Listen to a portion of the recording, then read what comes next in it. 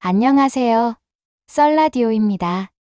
오늘 소개할 사연은 이혼 후 각자의 삶을 살아가던 한 남성과 그의 전처가 20년 만에 우연히 재회하며 시작된 이야기입니다.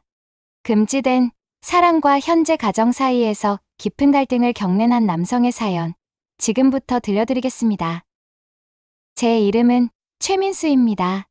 올해 48살이고 현재는 안정적인 가정을 꾸리고 있습니다. 제 아내 수지는 헌신적이고 사랑스러운 사람이며 우리에게는 두 아이가 있습니다. 겉으로 보기에 저는 누구보다도 행복한 삶을 살고 있었습니다. 하지만 2개월 전 모든 것을 뒤흔드는 일이 생겼습니다. 업무차 고향을 방문한 날이었습니다. 고향은 오랜만이라 거리 하나하나가 낯설면서도 익숙했습니다. 오래된 상점들, 익숙한 냄새, 그리고 잊고 있던 추억들이 떠오르는 풍경 속에서 저는 이상하게도 긴장된 마음으로 그 거리를 걸었습니다. 점심시간이 가까워졌고 근처에서 적당히 식사할 곳을 찾으려다 작은 카페 하나가 눈에 들어왔습니다. 간판은 오래되었지만 정갈했고 창가에 놓인 화분들과 따스한 조명이 저를 이끌었습니다. 카페 안으로 들어섰을 때 조용하고 아늑한 분위기가 마음을 편안하게 해주었습니다. 하지만 그 순간 저는 움직일 수 없었습니다. 카운터 안쪽에서 커피를 내리는 한 여자의 뒷모습이 낯익었기 때문입니다. 설마 하는 생각과 동시에 그녀가 고개를 돌리며 손님을 향해 밝게 웃었습니다. 그 순간 저는 멈춰섰습니다. 그녀였습니다. 유리였습니다. 제 전처였던 그녀. 민수야? 정말 너야? 그녀의 목소리는 놀라움과 떨림으로 가득 차 있었습니다. 저는 어색하게 웃으며 고개를 끄덕였습니다. 그래, 나야. 오랜만이다. 유리야. 우리는 잠시 서로를 바라보며 아무 말도 하지 못했습니다. 그리고 이내 그녀는 손님들에게 양해를 구하며 저를 테이블로 안내했습니다. 정말 우연이네. 여기서 널 다시 만날 줄은 몰랐어. 그녀는 커피를 내려놓으며 조심스레 말을 꺼냈습니다. 저도 마찬가지였습니다. 20년이라는 시간 동안 우리는 서로의 삶에서 완전히 사라졌다고 믿었으니까요. 하지만 이렇게 다시 만난 그녀는 예전과 다르면서도 여전히 따뜻하고 섬세한 사람이었습니다. 그날 우리는 카페가 문을 닫을 때까지 이야기를 나눴습니다. 그녀는 이혼 후 큰 도시에서의 삶을 접고 고향으로 내려왔고 혼자서 작은 카페를 운영하며 살아가고 있었습니다. 그녀는 밝게 웃으며 자신의 이야기를 들려줬지만 그 미소 뒤에는 홀로 감당해야 했던 삶의 무게가 엿보였습니다. 그녀의 이야기를 듣는 동안 저 역시 묻어두었던 감정들이 하나둘 떠오르는 것을 느꼈습니다. 그땐 내가 너무 어렸어, 민수야. 그녀는 커피잔을 손으로 감싸 쥔 채 말했습니다. 우리가 그렇게 헤어지지 않았어야 했는데 그땐 서로를 이해할 여유도 없었고 내가 참 철없었지. 그녀의 말은 담담했지만 그 안에는 후회의 감정이 짙게 배어 있었습니다. 저는 고개를 저으며 대답했습니다. 아니야, 나도 잘못이 많았어. 너무 자주 싸우고 서로를 몰아붙였지. 하지만 유리야, 이렇게 다시 만날 줄은 정말 몰랐다. 그 후로도 저는 고향에 갈 일이 생길 때마다 그녀의 카페를 찾았습니다. 그냥 커피 한 잔 마시러 왔어. 라는 말로 시작된 만남이었지만 점점 우리는 과거의 추억을 되새기며 더 많은 이야기를 나누게 되었습니다. 그녀는 여전히 저를 웃게 만들었고 그녀와의 대화는 저를 젊은 시절로 되돌리는 것 같았습니다. 그녀는 제게 민수야, 넌 지금 행복해? 라고 물었고 저는 대답 대신 웃으며 질문을 돌렸습니다. 하지만 그 질문은 제 마음속에 깊이 남아 있었습니다. 어느 날 저녁 그녀는 조심스럽게 말했습니다. 민수야, 가끔은 이렇게 우연히 다시 만난 게 운명 같아 보여. 내가 내 앞에 나타난 게 지금 내가 필요한 무언가를 주려고 하는 것 같아. 저는 그녀의 말을 듣고 고개를 끄덕이며 우리가 잃어버린 시간을 채우고 있다는 느낌을 받았습니다. 그날 밤 호텔로 돌아가는 길에 그녀와의 대화가 머릿속에서 떠나지 않았습니다. 그녀는 과거의 상처를 딛고 혼자서 살아가고 있었고, 저는 그런 그녀를 보며 알 수 없는 감정에 사로잡혔습니다. 우리의 재회가 단순히 과거의 추억을 되새기는 것에 그치지 않을 것 같다는 예감이 들었습니다. 그리고 그 예감은 점점 현실이 되어 가고 있었습니다. 유리와의 만남은 단순한 우연이 아니었을지도 모른다는 생각이 들기 시작했습니다. 그녀와 함께한 시간은 제 일상에 새로운 감정을 불어넣었고, 한편으로는 현재의 제 삶에 대한 의문을 품게 만들었습니다. 하지만 제게는 지금의 가정이 있었습니다. 아내 수진과 두 아이가 있는 가정을 지키는 것은 저희 책임이자 의무였습니다. 이런 생각을 하면서도 저는 계속해서 유리의 카페를 찾았습니다. 그날도 마찬가지였습니다. 고향에 도착하자마자 그녀의 카페로 향했습니다. 문을 열고 들어서자 그녀는 익숙한 미소로 저를 맞아주었습니다.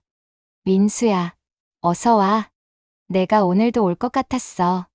그녀의 말에 저는 미소로 대답하며 자리에 앉았습니다. 요즘은 내 카페가 내 고향에서 가장 좋아하는 장소가 된 것 같아. 저는 농담처럼 말했지만 사실 그 말에는 진심이 담겨 있었습니다. 그녀는 커피를 내려오며 말했습니다. 내가 여기 오는 게 나도 좋아. 내가 없었다면 요즘 더 외로웠을 것 같아. 그녀의 말에 가슴이 이상하게 먹먹해졌습니다. 우리는 한동안 커피를 마시며 이런저런 이야기를 나눴습니다. 그녀가 고향에서 어떻게 카페를 시작하게 되었는지, 이혼 후 어떻게 살아왔는지에 대해 들으며 그녀가 얼마나 많은 것을 견뎌왔는지 알게 되었습니다. 민수야, 너는 정말 행복해 보여. 아이들도 잘 크고 아내도 너를 사랑해주고 그런 삶을 꾸렸다는 게 대단해. 그녀의 말에 저는 잠시 멈칫했습니다. 행복하냐는 질문은 이제 저에게 부담스러운 주제가 되어버렸습니다. 행복하다는 게 뭔지 잘 모르겠어. 유리야. 분명히 좋은 가정도 있고 안정된 직장도 있지만 가끔은 뭔가가 빠져있는 기분이 들어. 제 말에 그녀는 고개를 끄덕이며 잔을 내려놓았습니다. 나도 그래. 혼자 이렇게 사는 게 나쁘지는 않지만 가끔은 내 옆에 누군가가 있었으면 좋겠다는 생각을 해. 내가 요즘 내게 그런 존재가 되어주고 있는 것 같아. 그녀의 솔직한 말에 저는 마음이 복잡해졌습니다. 우리는 더 깊은 대화를 나누지 않으려 했지만 마음속에는 이미 서로를 향한 감정이 싹트고 있었습니다. 며칠 후, 그녀는 저를 카페가 끝난 저녁 시간에 초대했습니다. 오늘은 손님도 없고 조용한 밤이야. 우리 조금 더 이야기 나눌 수 있을까? 그녀의 제안에 저는 망설임 없이 응했습니다. 우리는 작은 와인 한 병을 나누며 대화를 시작했습니다. 과거의 추억부터 현재의 삶까지 모든 이야기가 자연스럽게 흘러나왔습니다. 민수야, 가끔은 내가 나와 다시 만나게 된 게 신의 장난 같아. 우리가 그때 헤어지지 않았다면 지금은 어땠을까? 그녀의 질문에 저는 잔을 내려놓으며 잠시 생각에 잠겼습니다. 그땐 우리가 서로를 이해하지 못했어. 너무 젊었고 서로의 방식이 너무 달랐지.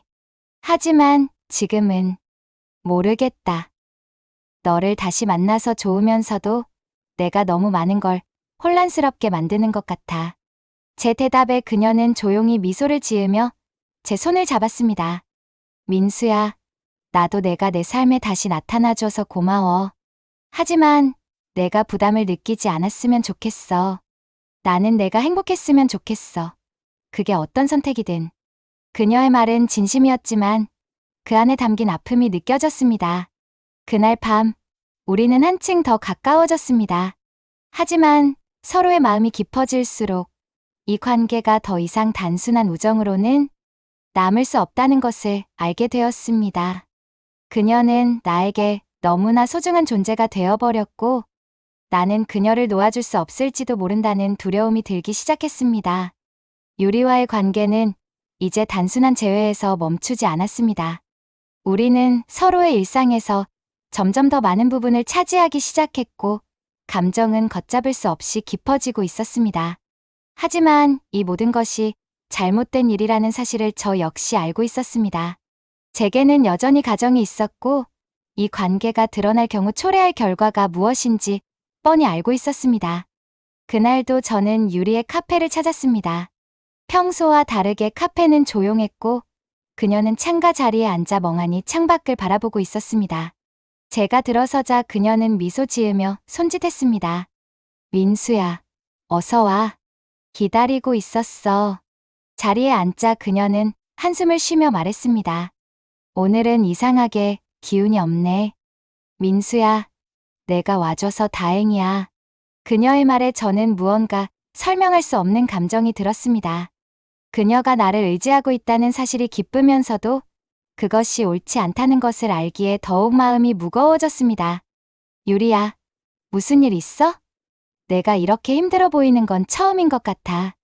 제가 걱정스러운 목소리로 묻자 그녀는 잠시 말을 멈추고 제 얼굴을 바라보았습니다. 그리고 조용히 말했습니다.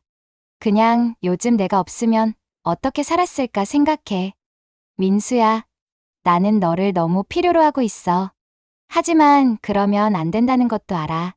그녀의 말은 제 마음을 흔들어 놓았습니다. 제가 대답하려는 순간 그녀는 제 손을 잡으며 덧붙였습니다.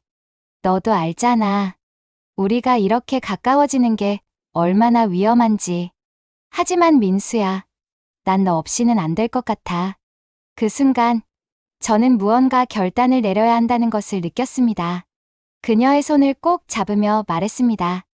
유리야, 나도 너를 너무 아끼고 있어. 너와 함께 있는 시간이 너무 소중해. 하지만 이대로는 안 돼. 우리가 이렇게 계속 만나는 건 옳지 않아. 그녀는 잠시 말을 잇지 못하다가 눈물을 글썽이며 물었습니다. 그럼 어떻게 해야 해? 민수야, 우리가 정말 이대로 끝낼 수 있을까? 내가 다시 내 삶에 들어온 건 우연이 아니라고 생각했어. 하지만 내가 떠난다면 나는 다시 혼자가 될 거야. 그녀의 말에 저는 아무런 대답도 하지 못했습니다. 우리는 한동안 침묵 속에서 서로를 바라보며 감정을 억누르려 했지만 이미 모든 것이 돌이킬 수 없는 지점까지 와 있었습니다. 며칠 후, 저는 다시 유리의 카페를 찾았습니다. 그날은 특별히 늦은 시간에 그녀가 초대했습니다. 문이 닫힌 카페 안에는 조용한 음악과 은은한 조명이 있었습니다. 그녀는 작은 와인잔 2개를 준비하며 저를 맞이했습니다. 오늘은 그냥 우리만의 시간을 가질 수 있을까 해서 우리는 와인을 나누며 많은 이야기를 나눴습니다. 과거의 기억부터 현재의 삶, 그리고 우리가 느끼는 감정까지 모든 것이 솔직하게 흘러나왔습니다. 그녀는 제게 물었습니다. 민수야, 내 아내는 몰라? 너와 내가 이렇게 자주 만나는 걸? 그 질문에 저는 잠시 망설이다가 고개를 저었습니다. 아니, 수지는 전혀 몰라. 그녀는 내가 고향에서 일을 보느라 바쁘다고 생각하고 있어. 하지만 이대로 계속 숨길 수 있을까? 나도 잘 모르겠어. 그녀는 고개를 끄덕이며 잔을 내려놓았습니다. 나는 내가 무슨 선택을 하든 존중할 거야. 하지만 민수야, 너 자신에게도 솔직해야 해. 내가 진짜 원하는 게 뭔지 알았으면 좋겠어. 그날 밤, 우리는 조심스럽게 서로를 향한 감정을 인정했습니다. 모든 것이 금지된 일이었지만 그 순간만큼은 우리가 진심으로 연결되어 있다는 느낌이 들었습니다. 하지만 동시에 이 관계가 우리 두 사람의 삶에 어떤 결과를 초래할지 두려움이 엄습해왔습니다. 유리와의 관계는 점점 더 깊어졌습니다. 하지만 제가 짊어져야 할 현실은 점점 무거워졌고 모든 것이 파국으로 치닫기 직전이라는 사실을 직감했습니다. 그녀와 함께한 시간은 달콤했지만 집으로 돌아오면 아내와 아이들을 마주하며 깊은 죄책감에 시달렸습니다.